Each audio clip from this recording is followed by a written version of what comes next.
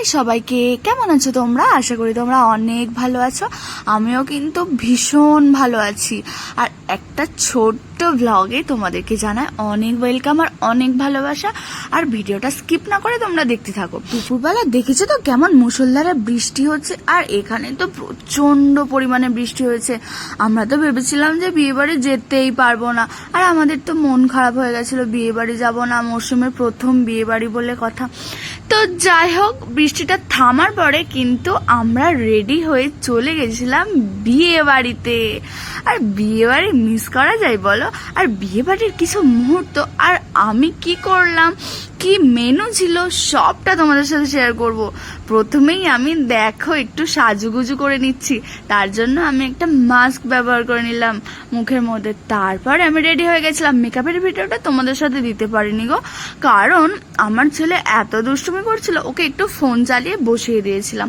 তারপরে আমরা রেডি হয়ে বেরিয়ে গেছি। দেন আমরা পৌঁছেও গেলাম বিয়ে বাড়িতে। দেখো কি সুন্দর লাগছে, কি দারুণ সাজিয়েছে সব। বিয়ে বাড়ি যাবো আর খাওয়া দাওয়া করবো না, সেটা কখনো হতে পারে? কখনোই হতে পারে না সেটা।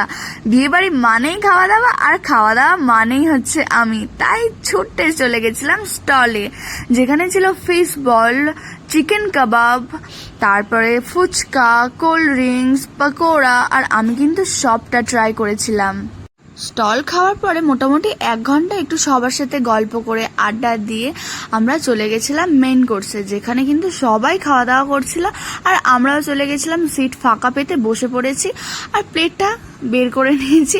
আমাদের তো খাওয়া দাওয়া করতে হবে না, তো প্লেটটা বের করে নিয়েছি। তারপরে কিন্তু প্লেন একটা স্যালাড ছিল, জাস্ট শসা, পেঁয়াজ, গাজর এরকম একটা স্যালাড ছিল। আর ফিশের একটা পকোড়া টাইপের একটা আইটেম ছিল, ফিশ বাটার ফ্রাই এরকম টাইপের একটা ছিল, নামটা আমার এই মুহূর্তে মনে পড়ছে না, বাট খেতে দুর্দান্ত ছিল, অসাম ছিল, মানে আমার তো ভীষণ ভালো লেগেছে।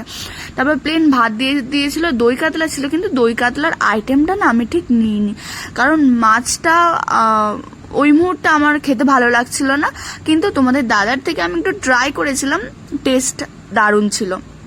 তারপরে মটন ছিল, চিংড়ি মাছের মালাইকারি ছিল, আর পোলাও দিয়ে দিয়েছিল। আর মটনটা রান্নাটা জাস্ট ওয়াও ওয়াও ওয়াও, কারণ এত জুসি আর এত সফটনেস মটনটা, মানে মুখের মধ্যে দিতে মানে একটা দারুণ একটা ব্যাপার।